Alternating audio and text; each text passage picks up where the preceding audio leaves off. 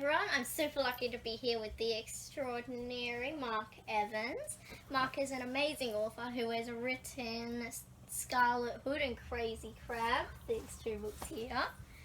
His book Crazy Crab has won a bunch of awards, such as the Wishing Shelf Book Awards for 2017 and Beverly Hills International Book Awards in the Children's Inspiration and Motivational category. That's a long title. Yeah. It's a very long title. Hey, before you get on to your first question, can I just say that, Imani, I think you are a bit of a freak. And I mean this in a nice way, like as in Mozart was a bit of a freak and that, he wrote amazing pieces of music when he was 7 years old. Like, what you're doing is insane. This stuff is just, most kids your age are, on Fortnite or mucking around with TikTok. And here you are doing these amazing interviews with authors and just your pin focus and determination to have your passion and share it with everyone at such a young age, I just think is amazing. So I'm in awe of you, and I also think that what you're doing is really smart, because in a way this whole thing of interviewing really well-known authors, you're not only the strategic thing of getting it out there and clicking on gathering their followers, as I'm sure you are, and also all the publishers are getting to know you, but even more importantly, I think you're learning amazing things from these guys. Would you say you found some like patterns and of success, things that these authors all have in common? Have you found that? Yep, I've had a bunch of authors say that a bunch of kids have found it in workshops. Definitely a pattern there. Yeah, I mean, so you'll know also the pitfalls and things to expect. You're just going to be so way ahead of everyone else. Are you doing podcasts as well? Nope, haven't started that yet. Man, you've got to get onto that. What you need to do, your mum's probably looking at me going, no more.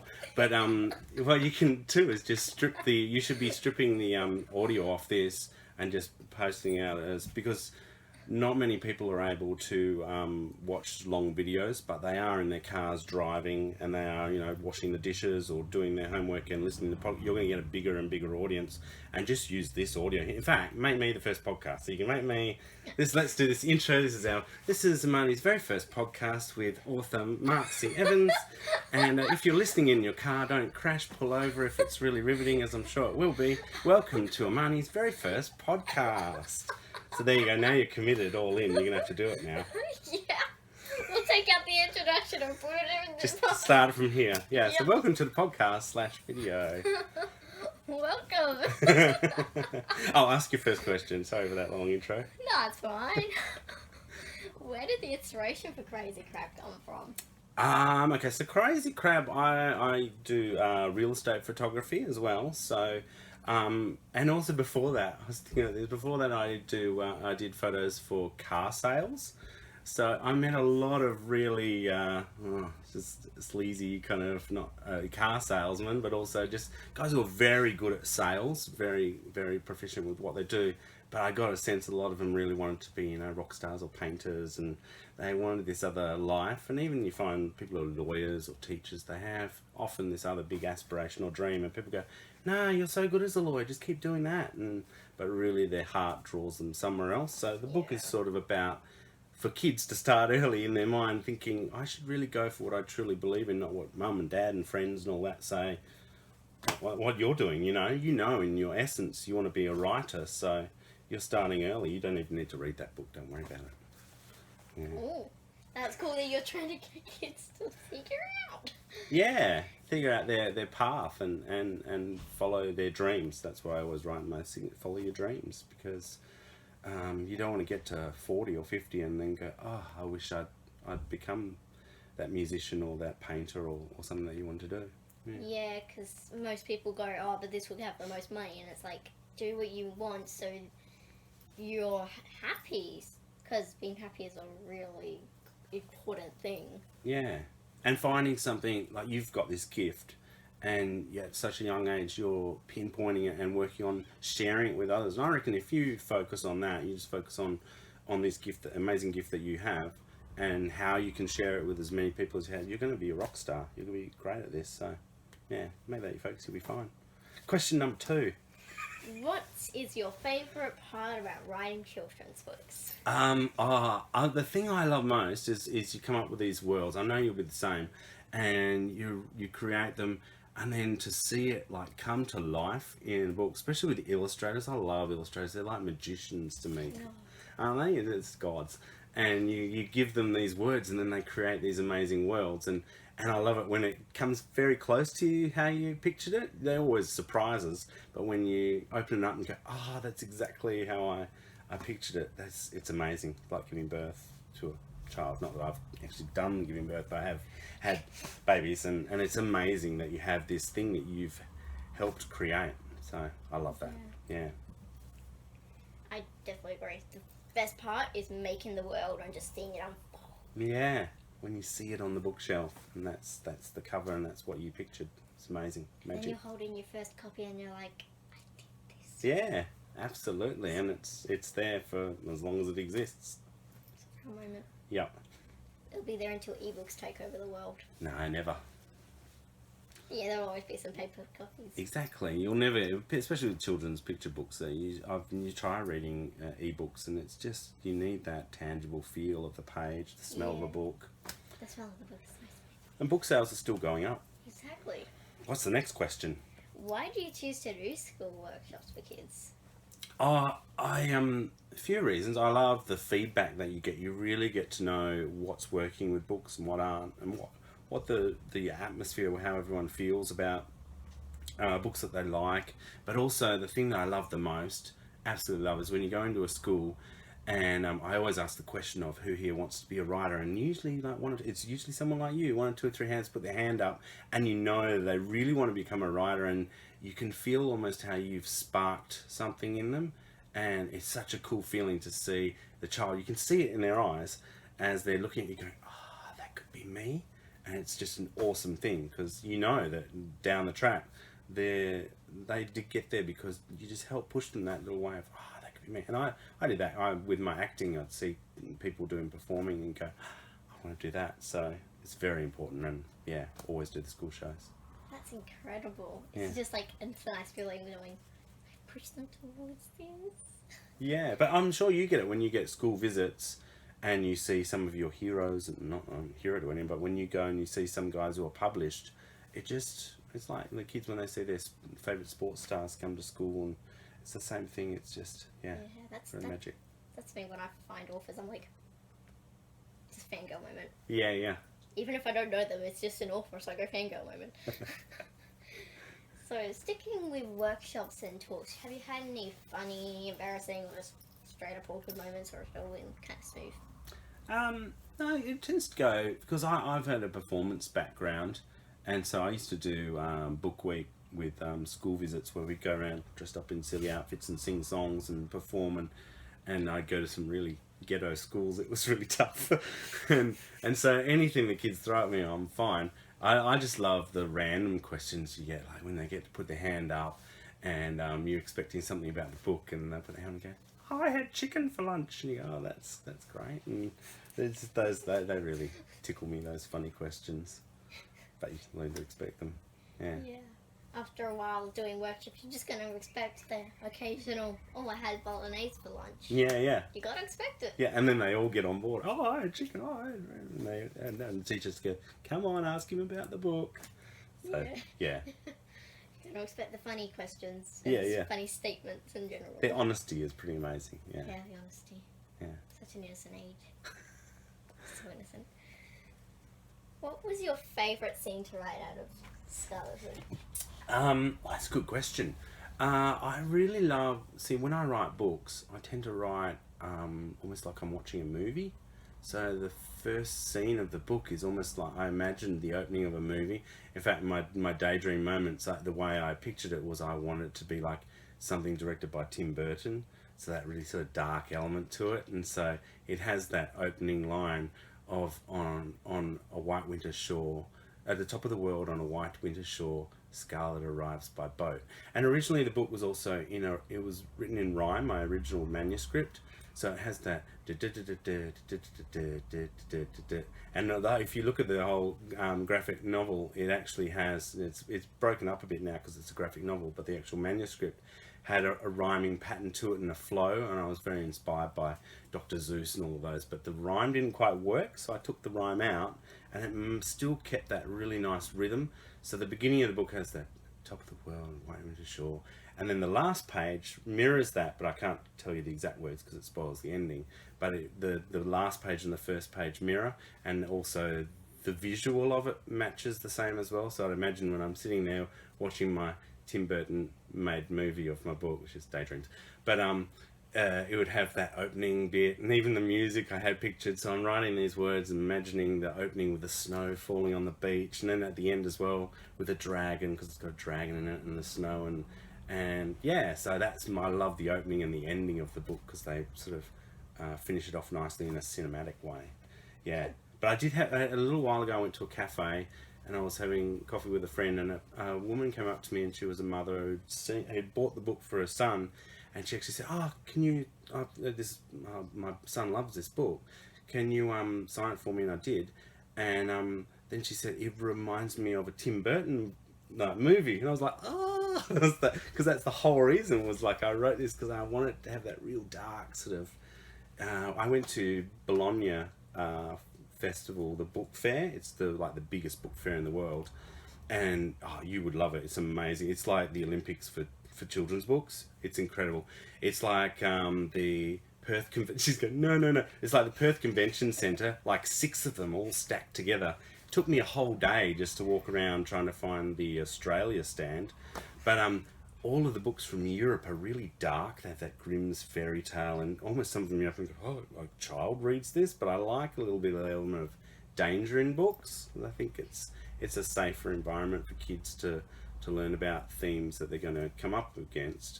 But a bit of the American Australian books are really sanitized, so it was really refreshing to see these European books with really dark, gritty sort of, yeah. Some of them are really scary. I should have bought some of the books that you go, oh my god, that's for a child, but it'd be really cool. Yeah, you'll love it. Yeah, down the track, Mum. Yeah, save up, graduation, gap year in Bologna.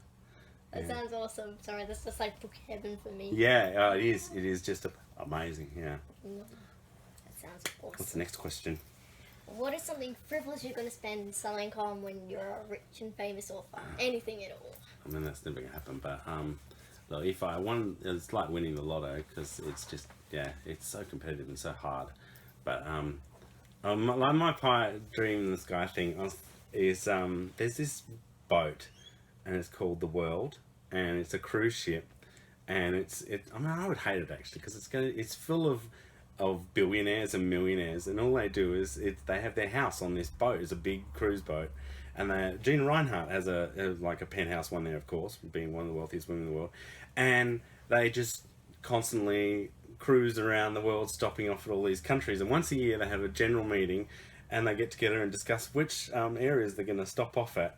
And that'd be cool if you could get a spot on that boat. But then, I don't think I want to be hanging around all the millionaires all day. But I love travel, so I guess if I had the J.K. Rowling bank account, I would be constantly traveling and going to all the book fairs around the world. Yeah.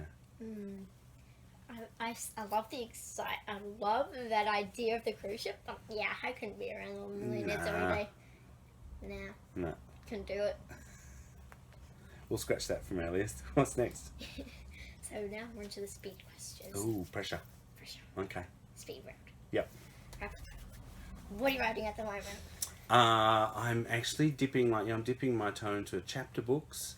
So I've got a chapter book idea. It's really different in that it's mashing 2 genres together that have never really been mashed together. And I've got an odd structure that I'm playing with as well.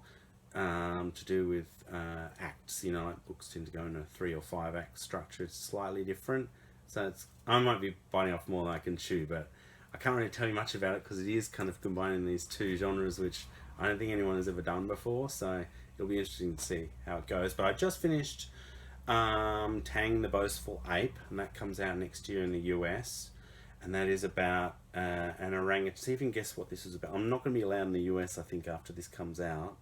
It's about an orange orangutan. Well, it's some guys at a circus are having a birthday for an elephant, and they're all arguing about who's going to do all the decorations, who's going to do the cake and the balloons. And down swings Tang, and he promises he's going to make birthday parties great again. He's going to make them the best they've ever been. No one's ever made a cake this big. In fact, it's so big they'll probably put his name on it. And he's going to have all the best people are going to arrive. You know, it's just going to be amazing. And they're all going tang, tang, tang, tang, and it's just but he doesn't end up doing anything. It's just it's like almost like an Aesop's fable thing. So kids can, you know, there's these boastful people in the world, and yeah, I'm not going to be loud in the US. Probably going to bar me or put a do not enter for at least the next maybe 3 or 4 years. We'll see how that goes. But my publisher has been amazing. The US publisher, she's very brave, and she's happy to have it published. A lot of the publishers went, "Whoa, that's a bit risque," but I think the aim is maybe to get it onto a talk show or something like that. That would have that kind of thing going.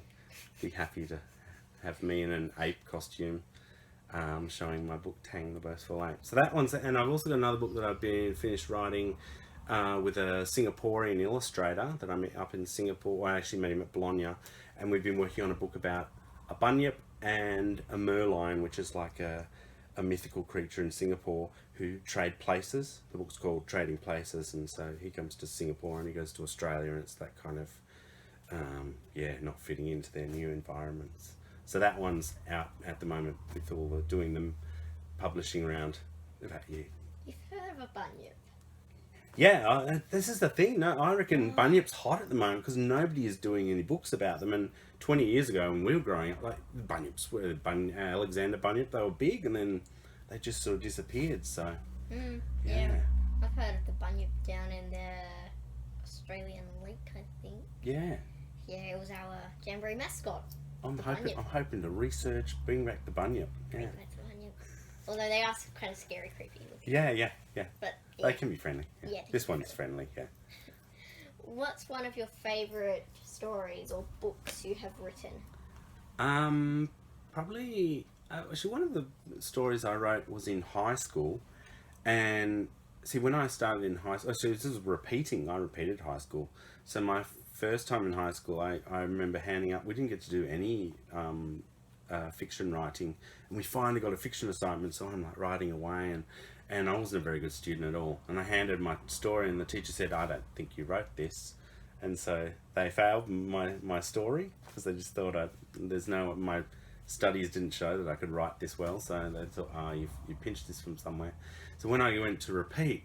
In English, I handed this new story that I wrote, and it was about, this was showing how old I am, it was about when the internet had sort of just come into being, so like 93. So I wrote about an old man who would get online and he would pretend to be a young man and write about trying to capture girls, but it had a whole lot of Greek mythology mixed into it. And the teacher went, "Oh wow, I've never read anything like this. I'm going to give this 10 out of 10, but I'm not sure if you've written this." And I'm going, "Oh no, here we go again."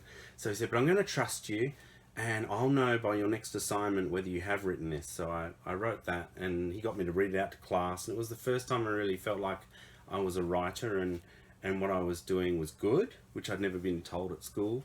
And I ended up getting an A in English that year. So I was like, "Oh yeah, this is fun. I should be doing more of this." So that story was probably a turning point for me writing wise. Yeah. And it ended up being true. Science fiction turned into science fact. Who was your favourite or most inspirational author? That's tough. I have so many. I guess the first love would probably be Roald Dahl. It's like, yeah, he's back. In fact, I was talking to my brother. He was reading to his daughters the latest David Walliams book, and then he was reading Roald Dahl. And he said, David Walliams is huge, and he's probably one of the big stars at the moment. But when he read Roald Dahl, he goes, Roald Dahl is he's just on another level to someone like David, who's good, but he just writes amazingly.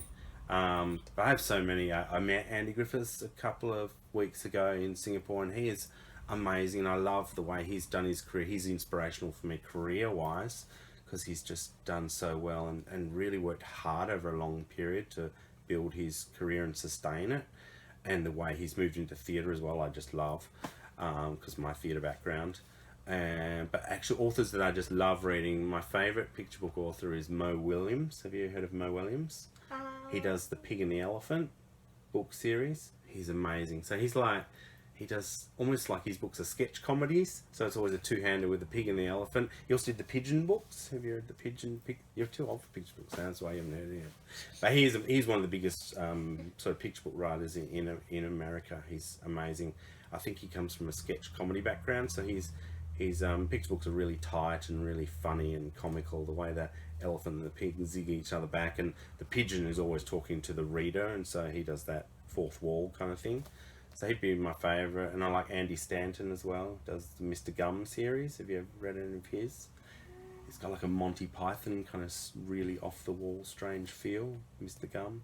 All these bizarre characters, like there's a robotic gingerbread man, and there's a guy with Tourette's who just yells out all the time, "The truth is a lemon meringue pie." And yeah, just all the time. Kate Winslet, I think, does his audiobooks, and yeah, that's one I love to read to my kids. Who else I love? What's the name of the Australian? Ando is so inspiring. You should, if you can get him to interview him, he'd be amazing. Just because of his paintings and his compassion and his humanity, I love Ando as well. I'm already on. Next, this is supposed to be speed questions. What's the next one? Sorry. Do you prefer cats or dogs? Dogs. Yeah, I've got a dog, Rosie, Beagle, and no, I'm not a big fan of cats. Sorry to cat lovers out there.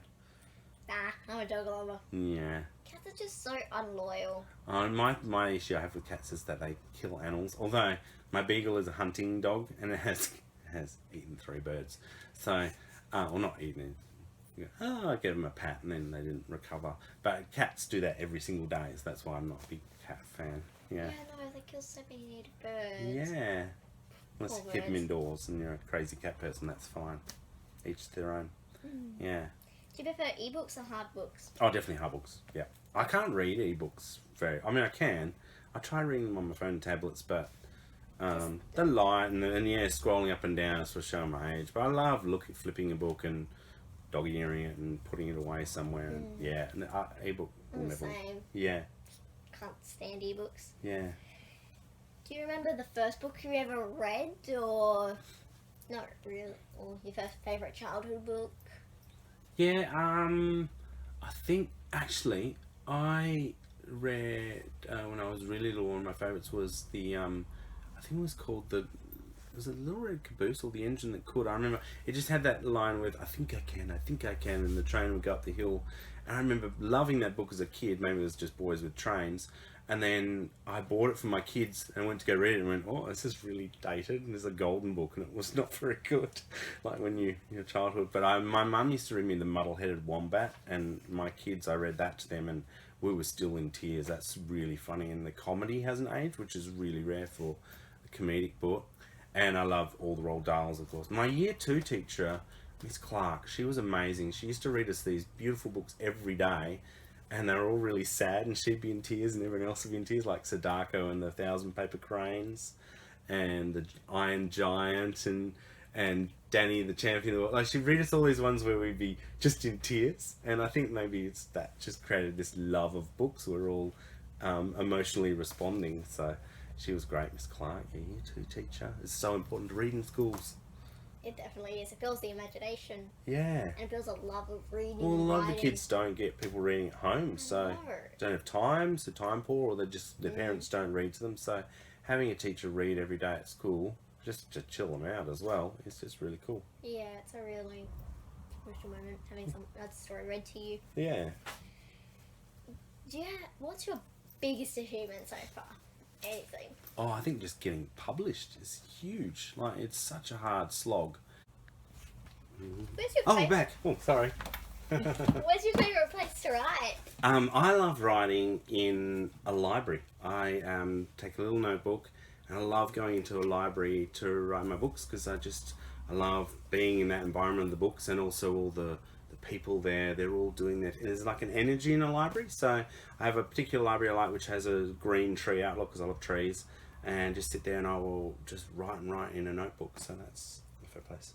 Oh, libraries are so peaceful and quiet. Yeah. They just have like that.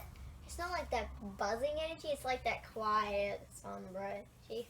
Yeah, and definitely feeds out energy. Everyone else is doing their sort of thing, and somehow there's all this knowledge and energy bubbling around. So I love it. Yeah. Do you have any big goals for the future or any riding being released soon? It's a Tang the Boastful 8 that comes out next year, beginning of next year, in time for a certain event in America. And I'm hoping maybe someone like Jimmy Kimmel or Ellen will pick it up, and I'll go there dressed up as a big orangutan and show my book. That's the dream. But yeah, anyway. And as I said, hopefully we'll get a publisher pick up Trading Places, and I'm writing that next book, the chapter book. So that's scary in a way. Yeah, going into a different genre, because I've never written a chapter book before. So I'll need some tips from you. Happy to help. Yeah. Do you have any advice for young riders? I would say, I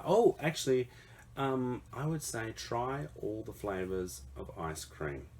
So, I like lemon sorbet myself, and some people just like chocolate, but try all the flavors as a rider. And by that I mean, try everything. Like go out there. Like, Yeah, it's everything. I mean, just try everything in life, because the more you try, because a lot of people tell you read lots of books or write every day, but you're going to do that anyway because it's who you are. Exactly. But if you go out there and just try everything, I actually think with your condition and what you're going through, you have an advantage over other kids because you have empathy for suffering and pain, and so you're way ahead of everyone else because you can empathize, and empathy is the most important thing for a rider. Yes, it is. Yeah, Definitely. And so you're way ahead of everyone else. So what you need to do now is just get experiences, find someone down the track, mum, fall madly in love, give everything to it, feel that pain and of eventually comes, and then falling in love again, and trying all the different flavors of ice cream, and traveling and trying different jobs, and then because you got to write about what you know and your truth, and if you know lots of truths and you're out there experiencing the world, it's just as good as sitting in a library filling up books. When you were saying the love thing, I think Mum was just going like this. No, I said down the track. My daughter's the same. Like, when you're 25, fall madly in love. Yeah. But just trying all the flavors of ice cream. That's what I would say to you. Definitely. Yeah. Amazing advice. Definitely important. Thank you so much for letting me interview you. Oh, thank you so much. It's been lots of fun. It's been amazing. Yeah, and thank you for joining us on the very first podcast. It's been good. We're definitely committed to the podcasting now. Make sure you subscribe to Imani's podcast. Make sure to like and share the video so we can share how awesome Mark Evans is.